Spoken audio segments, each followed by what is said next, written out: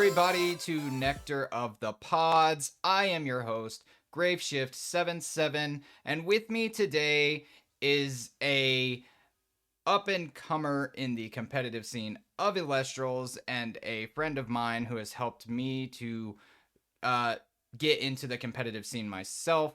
We have Matt, the ever-changing, because his name is always ever-changing.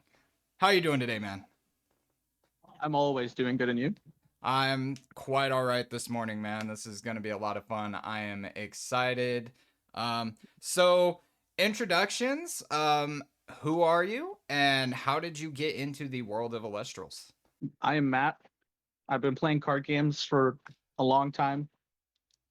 And the reason I got into Illustrals is because I had stopped playing pretty much every other TCG on the market. I had stopped playing Yu-Gi-Oh! I had stopped playing Magic the Gathering. I had stopped playing like all the big ones and then a few others and multiple formats of them because I've just gotten tired of the power creep over the years and then formats dying and then all the usual disappointments that come with card games just caused me to quit them. So one day, my buddy Bryson came to me about Illustrals, and he had been talking to me about Illustrals for months, begging me to join it, join the community, try the game out. And the problem with my friends is they're good-hearted and they want me to play games with them, but they will pick up a game and then have me drop a bunch of money on it, play it with them for a little bit, and then a week later they'll drop it They completely. just drop it. Oh, dude, I've been in that situation before. It's always terrible. You're just like, well, so much for that. Like, oh well. So I told him flat out. I told him exactly how I felt. I was like, I'm not gonna drop a bunch of money on this game just for me to have a pile of cardboard that I don't use anymore. And he said that the game was free. It was $0.00, and I Yep. didn't have to purchase. And I asked what he meant by that. I was like, surely they're not shipping cards out to you for free. He's like, no, just download the app. I was like, yeah, but I don't want to have to grind to unlock these cards for a game that I might not enjoy. He's like, no, you just get all the cards. They just give them to you. And in my head, I'm thinking, that's unheard of. Like, Bryson's missing something. It's And like something isn't adding up here. Like, wait, they're giving you all the cards? What?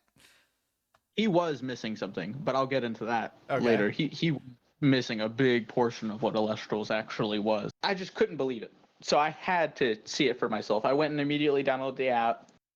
Sure enough, all the cards were there. I was like, "What? Where's the paywall? Where's this company trying to bleed me dry from?"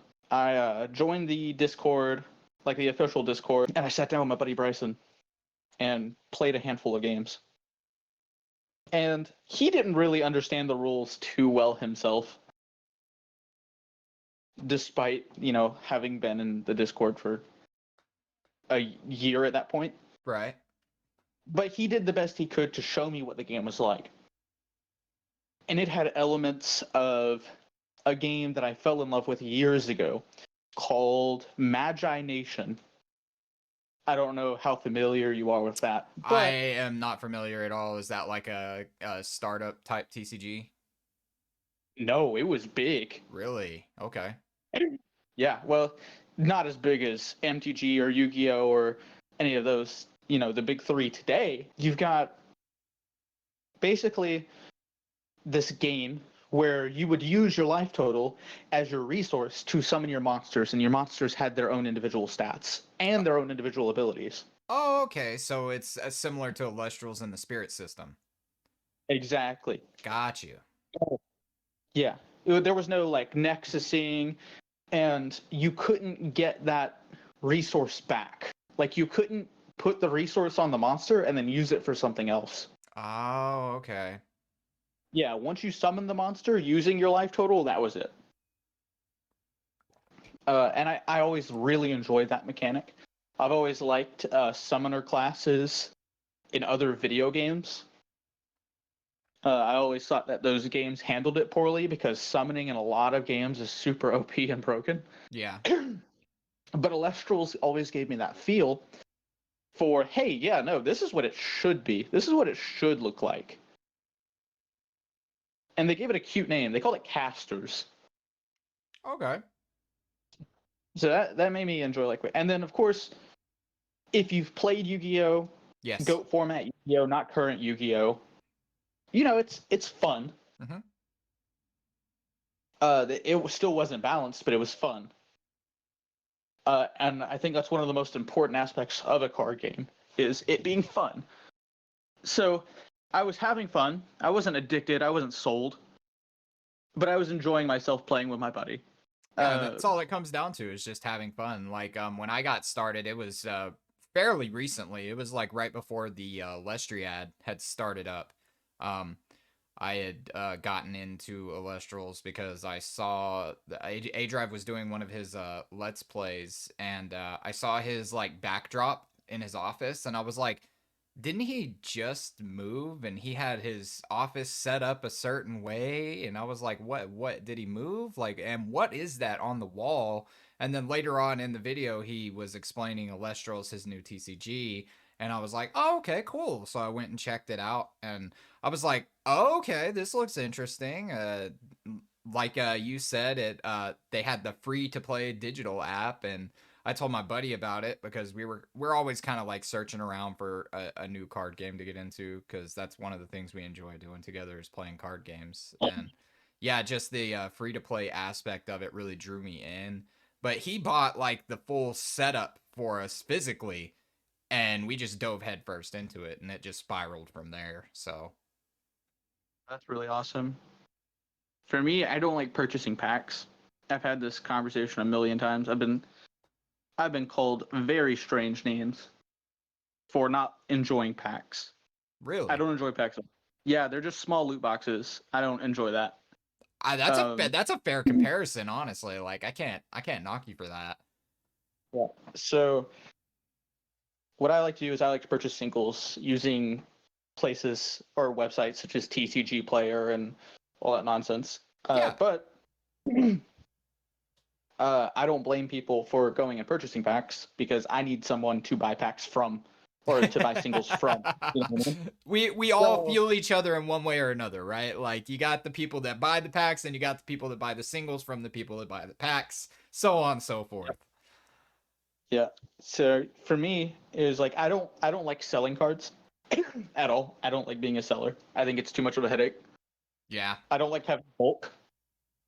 I had just gotten rid of bulk for like 5 different card games, right? yeah, So when I got into Illustrals, I was like, I don't want any bulk. I'm gonna do this right and only buy the cards that I want to use. that's fair. And the mobile app actually lets you figure out which cards you want to go out and purchase too. Exactly. It's just a glorified shopping list, which I love. Exactly. You can purchase all the copies of the cards that you need from the secondary market, and then throw together your deck the way that you want your deck to be set up. So it's kind of ingenious the way you're doing it. Yeah. But I mean, I think I've saved a lot of money doing it the way I am. Versus, I mean, you could argue that I'm not supporting the community as much as someone who drops $1,200 on Illustrals would. But whenever that person that dropped $1,200 needs some quick cash and they start selling singles, they appreciate me. Oh yeah, absolutely. And that's a cool segue into like you're saying like it's not really supporting the community. I think that is completely wrong because in the Discord and on the digital app, you have a game count where you play however many games you can within a month's time frame. How did that start up? Was that just something that you were just like, I'm just gonna start keeping track of how many games I've had, or is that something that comes from previous things that you've done? I used to play competitive Smash. I used to practice competitive Smash Brothers. Uh, that's where that comes from. Okay. So, game count for me is very important because it provides significant practice. And it's not, the challenge isn't play as much as you can in a month. I do that no matter what. The only challenge is play a minimum of 100 games every month. Okay. After that, I don't really care about the count. I just want to make sure that I'm playing bare minimum 100 games every month. That way I don't get rusty. The Exactly. ridiculous the ridiculously high count that you saw in the game hosting chat wasn't my goal. It's just I got to 100 and then everyone thought it was funny, so I just kept counting Got you. every. Got you. Yeah, No, I but never once cared about getting the most games, having some type of record. That I didn't care about. I still don't even think I have the record. I promise you, there are people who have played more than like 230 oh matches in a yeah, month. absolutely. They're like the playtesters. I feel like are constantly playing games. Like that's like they make a work shift out of playing games. So, Yeah. but I think it's a great way to support Alestrals just in that sense because like there's a bunch of new people that hop on and you're usually one of the first to respond like, "Hey, I'll play a game. Hey, I'll explain to you how the game works." You know, you're always asking people if they can VC and just engaging with the people that are trying to play and trying to get into the game. Maybe they're not trying to get into competitive per se, but you're like a very good person to go to ask for like rulings and regulations as far as it comes to with Alestrals. Yeah, there's a long conversation to be had about that as well, because I had a lot of problems trying to learn the rules of Alestrals in the beginning, Yeah. because there was a lot of misunderstanding amongst the TCG helpers, even people with that role, right from the get go. Oh So wow. yeah, and I'm not going to name names. I've had this conversation a million times. Um, because it wouldn't be fair to name the names of these people because they have grown since these conversations and they are better people for it. Yeah. But um, there were multiple times whenever I was in VC with many people where I would I would either hear a rule that was wrong or they would be spectating my game and they would tell me I'm doing something wrong and I wasn't the one in the wrong. So it got to the point where every time I heard something, I had to go to the judge about it. Wow. Yeah, that was very common. It happens a lot less now because a lot less arguments of authority are being thrown around. You don't hear, "I'm a TCG helper, trust me," anymore. It's just not a thing. Yeah. Like when I like started like diving head first was around February. My first tournament was the February 24th digital app tournament. You were a key in helping me like deck build and all of that there, but like like everybody who joined in to help me, nobody was kind of stepping over anybody. It was just like, yeah, if I don't know the ruling, he definitely knows it. Kind of that type of situation. Yeah. I had to be wrong a lot of times before I started being right. Yeah, absolutely. Like this game, it's very simple, but there's a lot of intricacies that sometimes it's just like I really don't know about that. Let's ask a judge. Let's ask one of the people who know a lot more and have a broader understanding of how the game functions.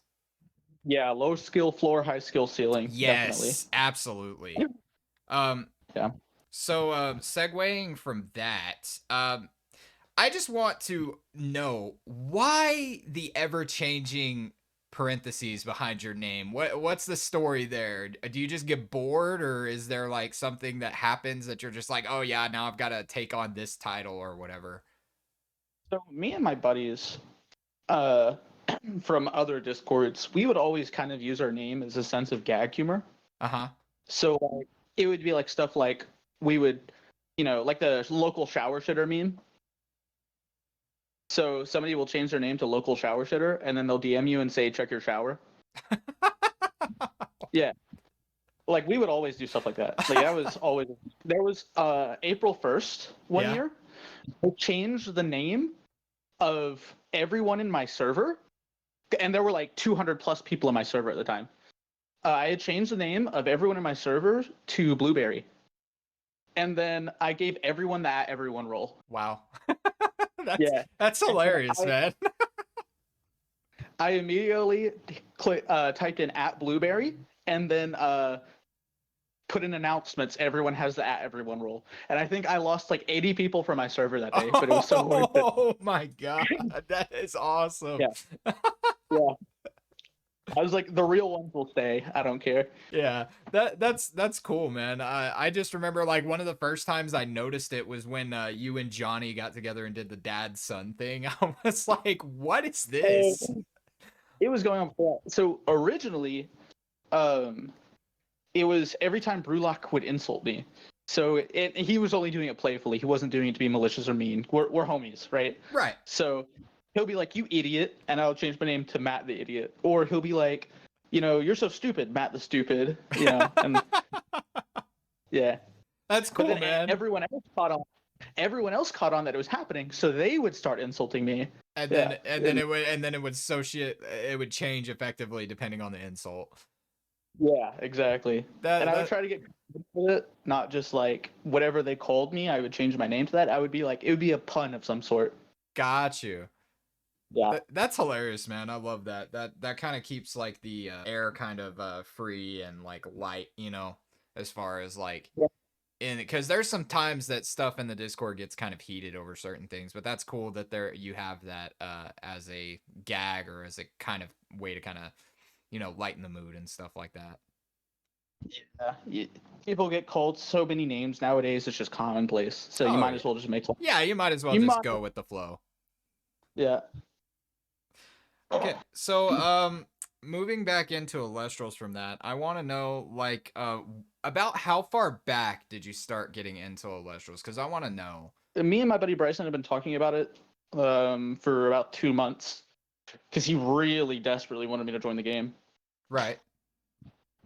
Uh, it wasn't until about October of last year that I joined the server, and that's whenever I started getting into competitive play, like trying to understand the game at any level of depth Right. beyond level.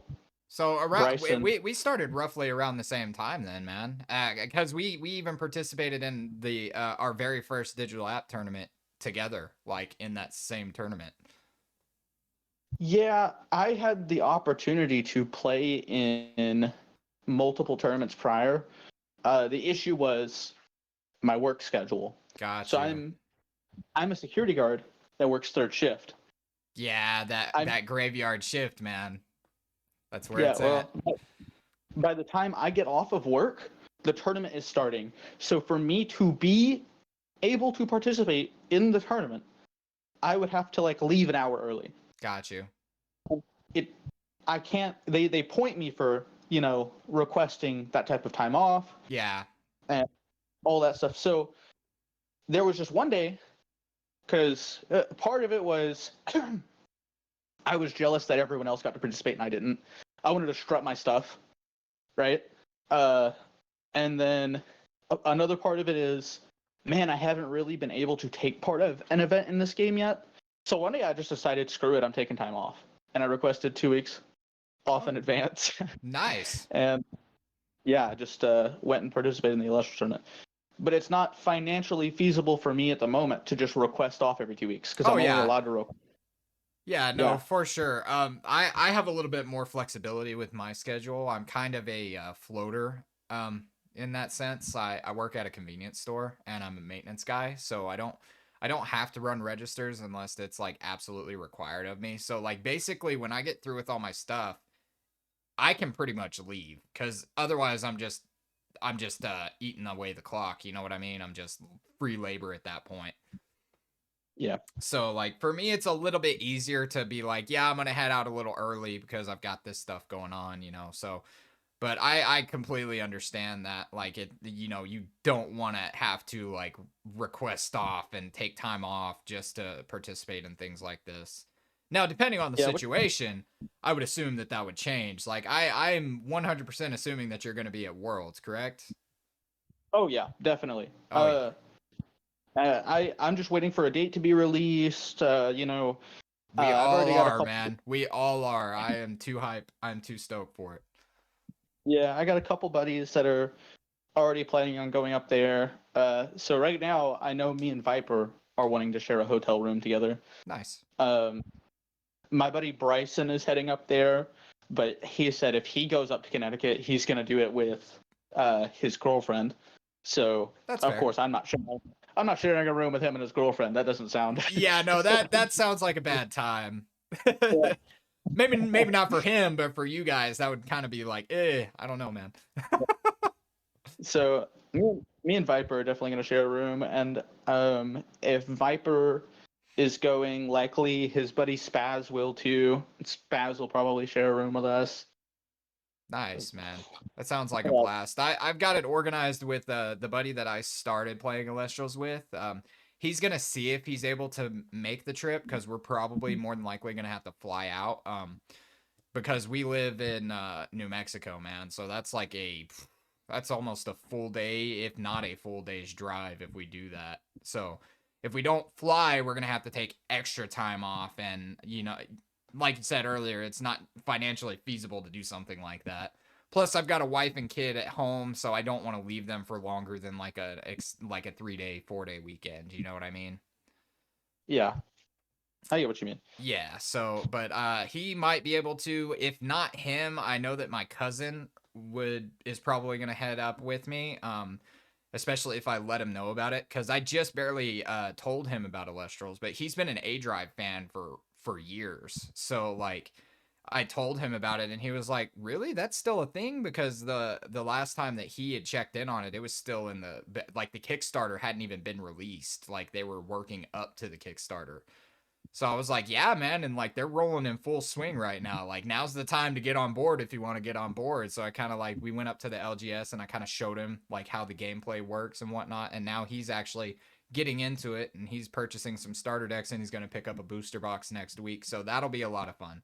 I'm excited to get him involved. And then more than likely, he'll be down to go to Worlds with me if my buddy can't. Yeah, I need to buy a couple starter decks for that reason.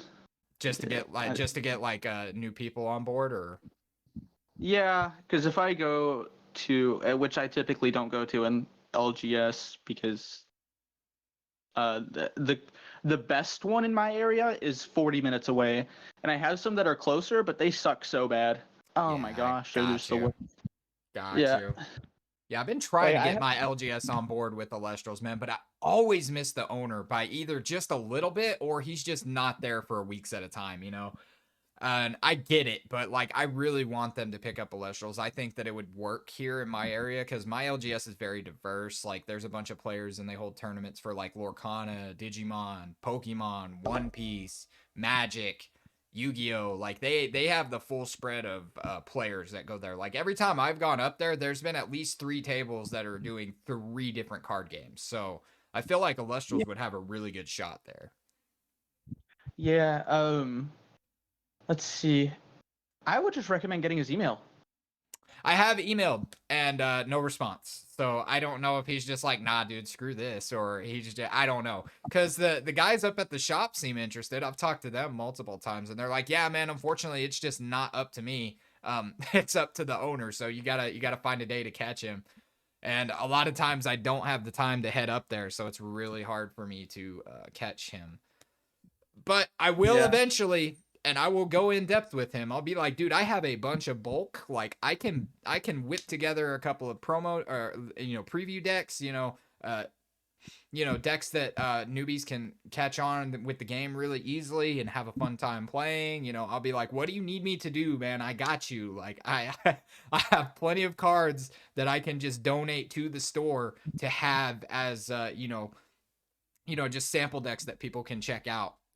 And so I've my gears are grinding, man. I really want to get them on board, and I will do that any way that I can. the one good card shop we have, in my opinion, is 40 minutes away from me. With my schedule, it's difficult for me to make time to go over there and all that stuff. And Well, right, because typically, that's like an hour and a half to 2 hour round trip. So yeah. And then also, they pretty much only have stations set up for specific product. So they have one area set up for Yu-Gi-Oh, one area set up for Magic Gathering, one area set up for Pokemon, one area set up for baseball, football, stuff like that. Uh, and that's like all they do. Like they have specific people to run each vendor, is the way it appears. oh, okay, got you. Uh, but they're the best in this area. I'll even say their names through the decades.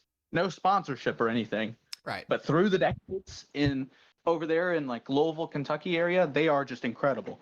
They always have like incredible product on hand. Their organization is just amazing, and I've been to other card shops in my area that they don't have organization.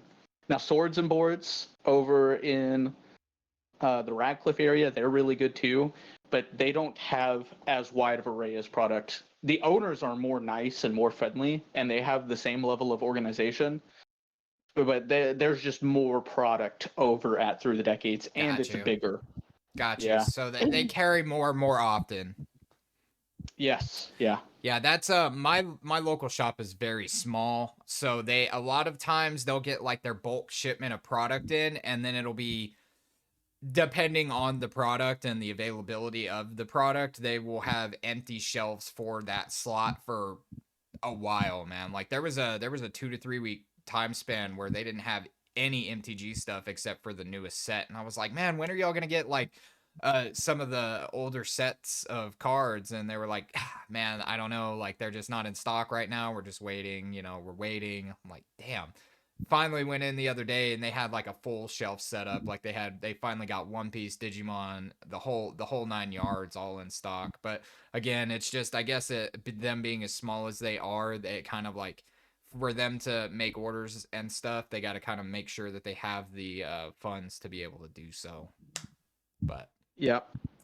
but anyway, so moving back to Alestrals and the competitive side, how did you get into competitive, just in general, like competitive card games, anything like that? Have you participated in any like tournaments outside of Alestrals or anything like that? Oh my gosh. Yeah. Yeah. The only games I have ever gotten into are competitive games. I don't play casual games. I don't. Got you. Uh, so whenever I played Yu-Gi-Oh, I would go to a card shop. I'm not going to name its name because it kind of sucks. But I would go play in Yu-Gi-Oh tournaments over there. Whenever I lived in Tennessee, I would play like Magic the Gathering tournaments over in Tennessee, whether it was standard, modern, commander, or if it was just a draft, I would do it. And then Smash Brothers. Mm-hmm. Oh my gosh, I played so much competitive Smash Brothers. Just, I yeah, I've got more tournaments under my belt than I've got fingers and toes. That's awesome, man. Yeah, Smash Bros is definitely one of those like really crazy competitive things. Like I never got into competitive Smash myself. I did enjoy playing it casually, like with a group of friends though. It was always a good time. I imagine the competitive side of Smash is quite crazy.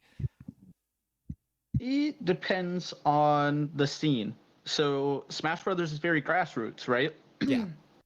It doesn't have a stable foundation to stand on that you would see like something like Capcom games like Street Fighter have, right? Right. Because their company actually supports their game. Nintendo doesn't support competitive Smash. Well, it does, but it doesn't like morally. Nintendo's like, we really don't want you to do this, Yeah. but because you are, we will give you funding, but you're gonna have to do things XYZ way. Right. And they really don't like it. Like they've tried to shut down competitive Smash a number of times. Well, I think like listening to the Divine Council's last episode with Tailwinds, he was stating that, that's kind of how he lost his job before Alestrals, was because of the competitive Smash thing or whatever. Like Yep. something happening with Nintendo to where they kind of like shut everything down. Well, what they made it to where you had to essentially apply with them to even host tournaments. Basically, Oh, got you. they want you to apply, but then they never gave details on how you would apply. Yeah, so events still happen, but I've been out of the loop with a Smash scene for a while. As far as competitive Elestrals goes, if I'm playing a game and it has a competitive scene, I'm going to at least try to be a part of it. Yeah, for And sure. if I don't enjoy what the game is at the time, I'll leave and revisit it later.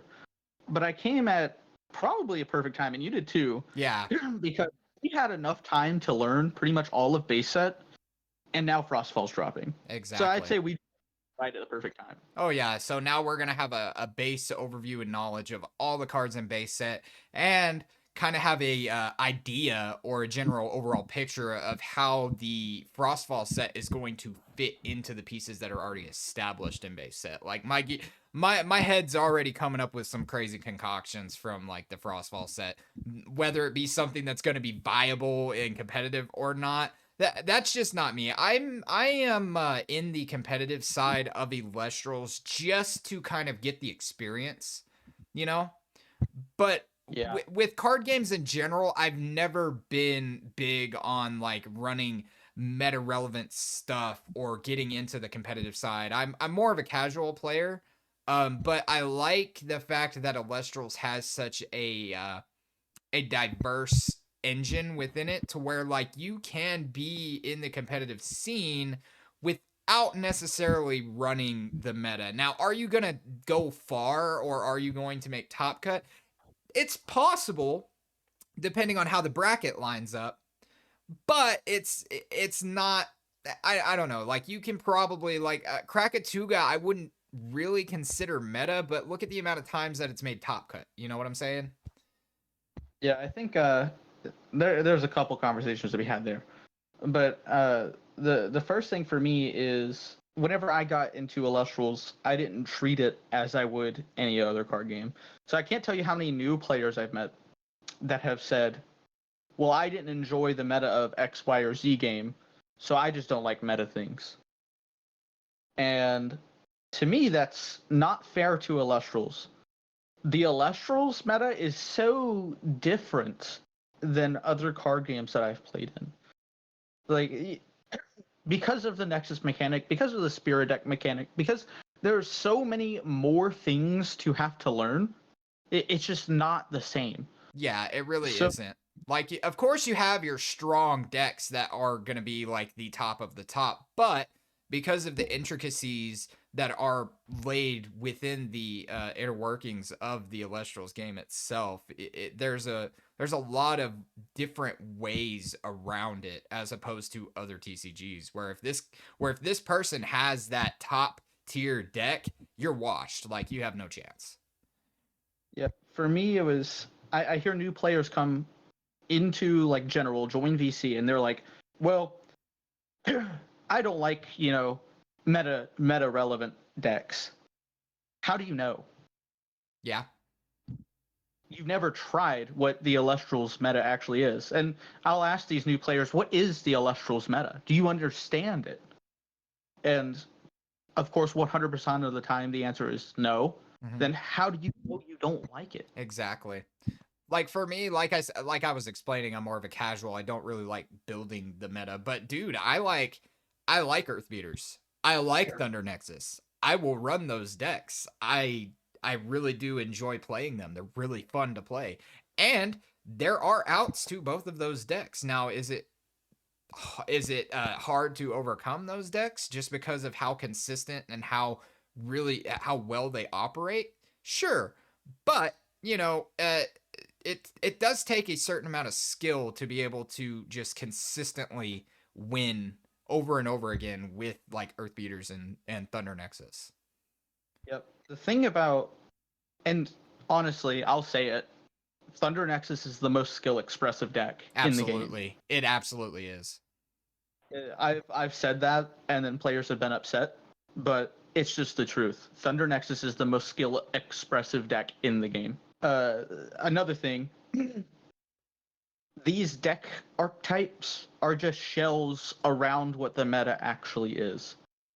The meta is just counter runes. Yep. If you draw into the appropriate counter runes in your match, anything can win. Oh yeah, And absolutely.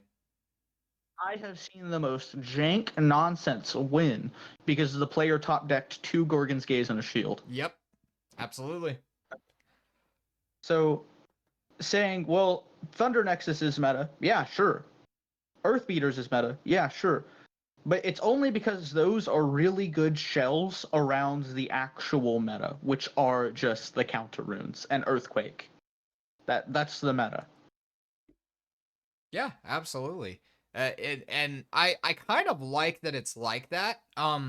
With base set, it's kind of difficult as far as like the physical cards just because of the starter deck exclusive runes that are heavy meta relevant, you know.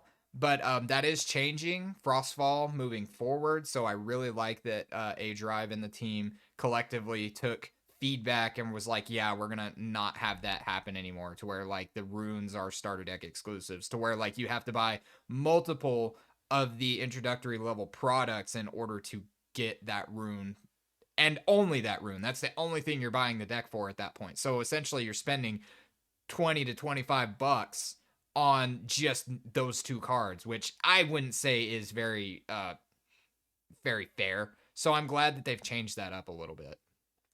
Yeah, they did also make it easier to get a hold of these runes too, which I like. Yeah, So absolutely. now instead of just buying 2 fire decks to get 4 copies of Gorgons, right? Like the best card in the game, hands Hands down, no down. doubt. Hands down. It is the no button of Elestrals. It literally, anything you want to do, Gorgon's Gaze shuts it down. It doesn't matter what it is.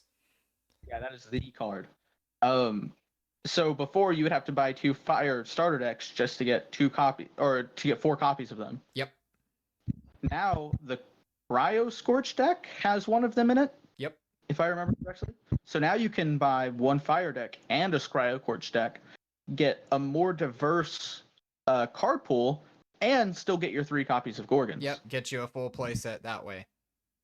And you get 3 packs per starter deck now. Yes, I love that inclusion, man, because like, yeah, the starter deck price goes up, but you're effectively getting 3 packs for $5. That's insane. And like, you can open those packs and like make adjustments to the starter deck as you see fit because of the pulls that you get from those packs. Like you're going to get 39 or 39. You're going to get 30 extra cards from those 3 packs that you can interchange within the starter deck, which I think is really cool introductory level product. That is amazing. And don't forget also, every starter deck, every pack has a chance for a stellar. Exactly. Which Nutty. stellars are extremely rare. This is like one of the coolest like collector's item things that I have ever seen in any TCG. Like serializing them to exclusively be 99 copies of whichever stellar is out, not including the 1 in 10s. Like that is a collector's dream right there. That is a chase card if I've ever seen or heard of a chase card. Cooler than Ghost Rares, honestly. Yeah. One thing that I want to talk about, that I don't hear a lot of people talking about. People talk about Dan, aka A Drive, right? Mm-hmm. He is like one of the nicest people I think I've ever met. Oh yeah, dude, absolutely. And I mean, you met him in person. You drove, almost an hour to play him for the promo A Drive card. It was roughly 30 minutes, but yeah, no. I always thought he was a cool dude, and I knew like he was successful, but he's successful for a reason. Like that man is successful with purpose. Like he is working constantly. Yeah, he's got a very rigid schedule, man. It's kind of nutty. Like on the last webcam tourney that he streamed, there was a little gap between matches, and somebody asked like, what is a typical day look like for A Drive, for you? And he was saying like, okay, it starts here, this is what happens, yada yada yada. Depending on this situation, I might have to do this as well. And I'm just like, dang, man, that is incredible to be able to have the amount of passion and drive that he has to keep a schedule like that, man. It is insane. Yeah, no, my favorite part about like Dan with this company is you just don't feel like a number. No. You are a person to Dan. Like you matter to him, and you feel that. Yeah, especially when he chimes in the Discord, like welcoming new people. When people get a hit, he's like, dude, yo, that's so sick. Personally, that's him himself. That's not somebody in an office like just using his account or whatever. No, that is him himself responding to you, Yeah. Any And it's any huge. issues that you might have, he's always on board, on top of it, trying to get it fixed and situated, because he knows how important it is to be involved with the community and with the consumer. Yeah, and I've seen him go out of his way to, like, if something happens to you, he wants to make it right. So what is it? There's a YouTuber called Escaped Alien that joined our server not too long ago. Mm-hmm. He shared a story where he had like issues with his product, and like, man, the lengths that Dan went through to fix it were just crazy to me, because you would not hear about this for Magic the Gathering, Pokemon, or Yu-Gi-Oh. Oh yeah, You would absolutely. you would not hear about it. It would be unheard of. You would not even get a reply. And Dan is, he just goes above and beyond for everybody. Like, he just cares about everyone in his community so much. It's crazy to me.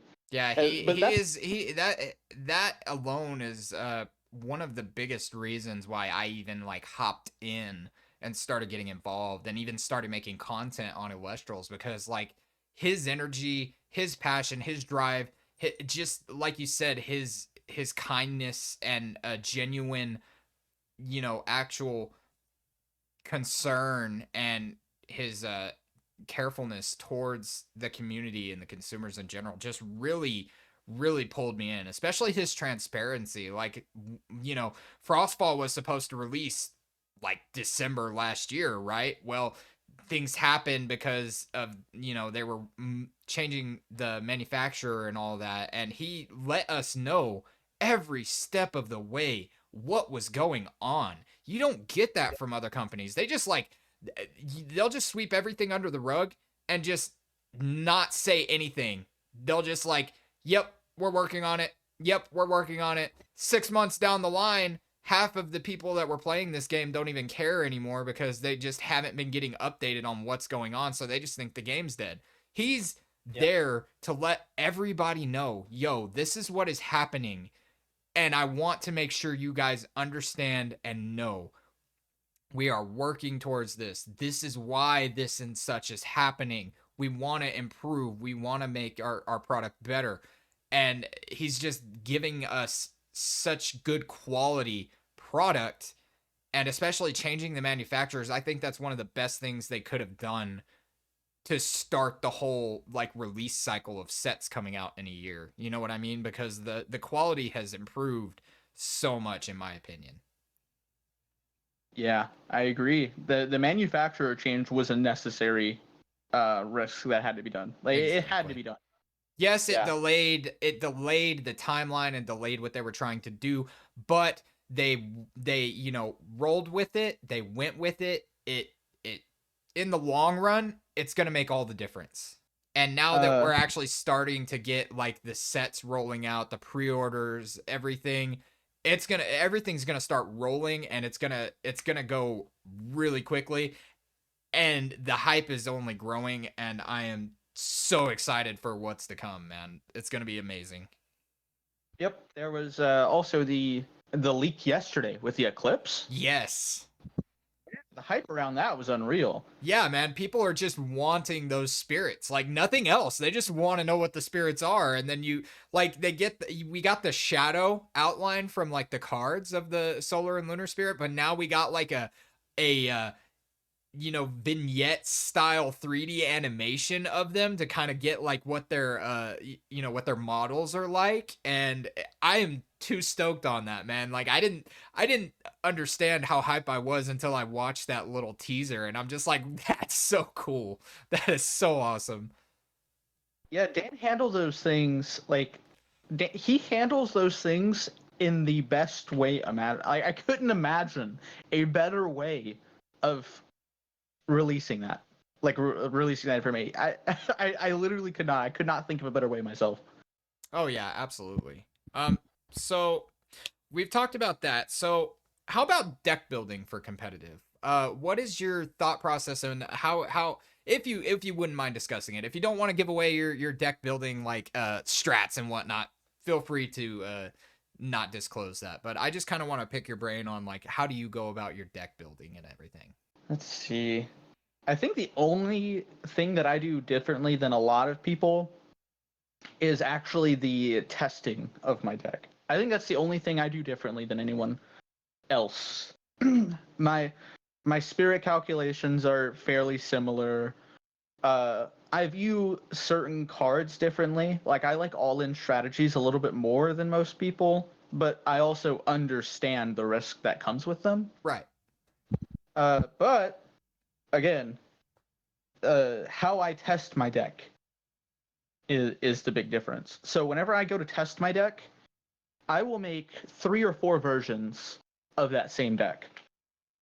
And they will be the same at base, but there will be like 1 or 2 techs in them. And I will play like 15, 20 matches with that deck just to see if that tech works, just to see if it ever comes up. Right.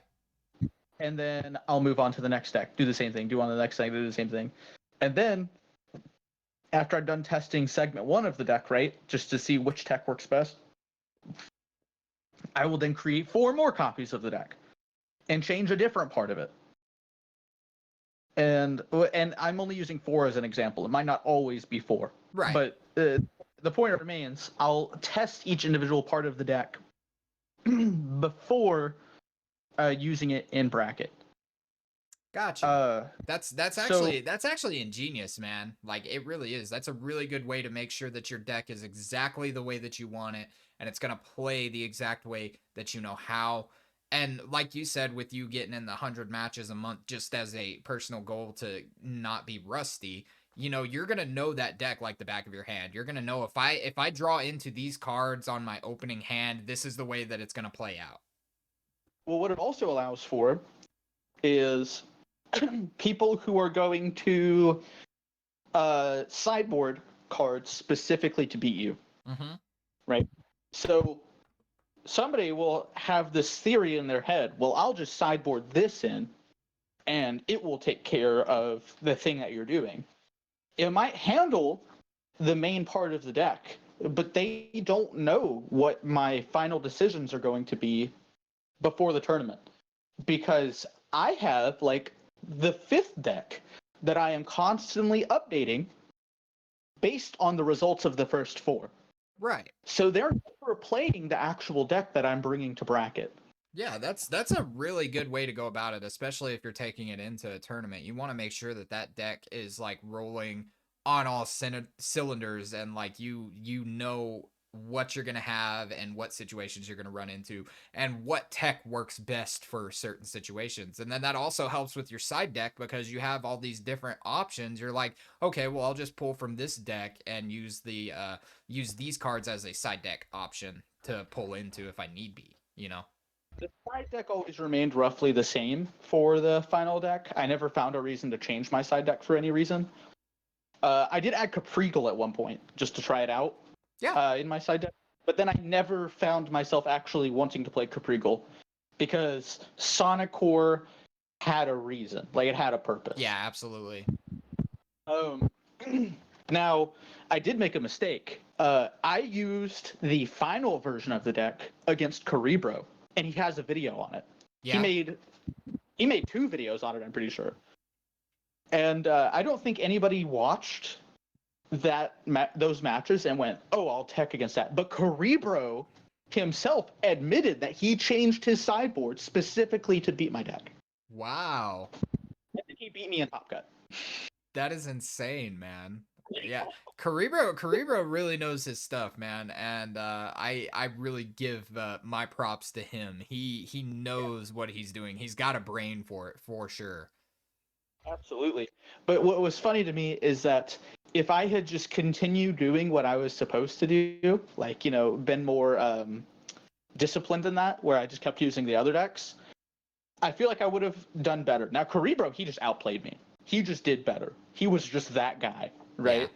Yeah. But I feel like I would have done better if I had just, like, used those alternate decks. Because then he wouldn't have had the exact same idea of what my deck was going to do. He lost to my deck, like, 3 times in a row, got destroyed by it in testing, and then he changed a part of his deck and changed his sideboard to beat me in top 8. Wow, that is insane, man. The foresight and just like he's like, I know I'm gonna run into Matt, so I've got to make sure I have the necessary pieces to beat that deck because that deck gave me so many problems. Yeah, and then he beat like I think he like scraped by to top cut during that tournament. And then and that was the tournament I went 5-0. I went undefeated in Swiss. Nice, man. He turned around, saw me in top cut and was like, "Oh, I'm prepared for this." Yeah, And I just he was like, yeah, I'm ready to go. oh man, it was so smart. He's such a good player. Oh yeah, man. And I miss him. I hope he's doing well. He's been kind of absent for a while, so I hope he's doing good. I'm sure he'll come back. But also, like, even if I had changed my deck, he's just such a good player to the point where, like, he probably still would have just outplayed me Yeah, because he's just that guy. he's just that guy. So speaking on the competitive side, outside of the deck building, I want to know what your thoughts are on how the competitive world of Alestral stacks up compared to like other TCGs, since you have clearly been a part of the other competitive ones. Like what makes Alestral's competitive different from these other TCGs? So it still provides the same level of depth that you would enjoy from other card games, while providing different mechanics to learn. It's not the same rehashed mechanics that other card games have. Uh, and then on top of that, the price point to get into the competitive scene. It's just as cheap to get into this game as it is Pokemon, but it gives you the same level of depth as Magic the Gathering. Yeah, that's a fair statement actually. So you get all the enjoyment of playing a game with a high skill ceiling without having to go broke playing it. Yeah, which is what like MTG, the costs are freaking insane, man. I've looked up like some of the things that I would like to try and get, and I'm just like, Dad, no. I'm just like, I'll pass, man. I don't need that. I'll just stick with casual. And then the cards are so lovable. Yeah. Like you get the Pokemon feel. Like you're like, man, I love Pichu, but in Elestrals, I've never heard anyone go, I think Sluggle's ugly. Oh yeah, no, There dude. are people going, I love Sluggle. Sluggle is You know? the best. Their best there ever was. Yeah, Sluggle exactly. is the best, and I love him just because. Uh, and there are so many cards to fall in love with because the designs are just incredible. Like, I mean, you remember the Funglow video that Dan Yes. dropped, Yes. where he tried over 40 designs for Funglow and threw the ball away. Yeah. Like It's incredible, man, that just the process of going through just to design a card just the way that you want it. You know what I mean? Like that must be insane. And like he's there like at the base, man. He's designing the cards, he's designing the effects. You know, he's doing all of this and running the company at the same time, which is insane, man. And I really hats off to A Drive, man. He's doing a phenomenal job. Um and he loves it. That's one of the biggest sellers for me. Like he loves this game just as much as we love the game. he plays the game. Exactly. So whenever you spark at Zeus, little Timmy. Okay, you spark at Zeus, Dan too. Yep. Yeah, and people do it to him a lot. Like Yeah. he sees it firsthand. Yep. No, so yeah, that's also really cool that the just that similarity to like Pokemon where like the creatures are so lovable. Like you just it might not be the best card ever, but like you just love the card so much. It's just like, dude, I love this card. Like I gotta have the like this is my guy. Like this is my boy. Yeah. Like if I'm an Elestral's caster, this is gonna be like my starter. This is gonna be my guy. This is gonna be my main guy on the team, you know? Yeah, get them to evolve. To Exactly. ascend. To ascend. Yep, the ascension. Yeah, it's so cool. And then again, not only are they cute, they're lovable. Some of the designs are very sharp, very edgy looking. You also got like the depth. Like, and that's the most important part to me, because if the game was not fun to play for the very extreme, I'm gonna be here forever players, then your game is going to fall. Yep. But it Absolutely. does. The game is genuinely good. It is. It is just really good. Like I don't think I've ever gotten this much enjoyment out of a TCG. I really haven't. Yeah. So But just to kind of close out here, I want to talk about what deck will win the next tourney. Which deck do you think is going to make a splash? Is it going to be the same as always, or are we going to see something a little different? I don't know what you mean, same as always, because in like the webcam games, we see a huge rise in Earth Beaters. Right. But on the app, as soon as Nemi Sale dropped, Yeah, we placed first, second, and fourth. that is true. That is absolutely true. For the people that said Nemisale was bad, that just proves them wrong right there. I knew Nemisale was great the moment that it got revealed and the moment that we were able to use it in the app. I was just like, dude, this card is so good. It's so good. Yep. Well, I remember staying up till like 4 a.m. with you and Viper testing out Nemi Sale, Yep. right? Yep. Yeah. And we were like, yeah, this is crazy. Now, I will say I've had conversations that have adapted my opinion on Nemi Sale in Johnny's server, the Slackers Lounge. We've had a conversation where, yeah, Nemi Sale is good, but the hype around Wind from Jack winning the previous tournament, like Jack had just placed first in the previous digital app tournament, Yeah. using Wind.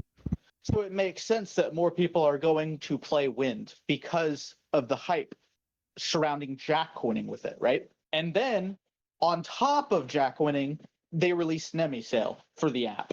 So they were like, not only is Wind winning now, but it got a buff Yeah. with Nemi Sale. Of course, more people are going to play it. Yeah. That's fair entirely. My counterpoint is, hey, even if Nemi Sale just got more people excited to play Wind, even if it's just a mental thing, that still means that Nemi Sale alone had an impact on the meta that no other card did. Yeah, that is actually true. Again, people will have variances in opinion, and that's fine, but I think for certain Nemi Sale's crazy. Yeah. Yeah, absolutely. Wind and water, I think, got the biggest glow up in Frostfall. Personally, that's just me. Well, yeah, Wind, Water are getting crazy buffs. Tower of Winds, Flammoth. Yeah. All guys, it's gonna be nuts. And then Rise from the Depths. Yeah. Something about the Frostfall meta that's going to happen, and I promise you, it's going to happen. Oh yeah. You are going a lot more stadium rune fighting. Oh yeah. People absolutely. I have always been a big believer in the stadium rooms, even since I started playing the game and started getting into competitive. I was like, dude, the stadium rooms are actually huge, like way better than a lot of people think they are, in all honesty. Well, the only ones you could really get away with running in base set were like the Thunder Stadium and the Earth Stadium. Yeah, that's fair. Those were the most consistent ones. But now, like, I could list off 5 decks right now for you in Frostfall that require you run your stadium. Yep, you need at least 2 copies of that stadium in those decks, at least. So the price of Jolton is gonna like shoot up because Jolton's definitely gonna see more play. Like, definitely, 100%. Yeah, people are going to want to use him to search out that stadium because that's what their deck needs in order to function properly. There's going to be so much back and forth, like, oh, I played Mount Olympus. Oh, well, now I played Atlantis. Oh, well, here's Mount Olympus yet again. Oh, guess what? Here's another Atlantis. It's going to be so wild, bro. It's going to be so cool. Yep, it's going to be nuts. But as far as who's going to win the next tournament, it's going to be a digital app tournament, right? Yes. Let's see. That tour will probably go to There's a lot of variance in it as well. I'm just like, what deck profile do you think has the best chance? Like, For me personally, I think the wind is gonna take it again. I honestly just it just got that good and that strong, and people have had more time to use it now. So I definitely feel wind's gonna be the winner. It's hard to say because there are so many good decks right now that you could play. Yeah. Uh, if I were a betting man,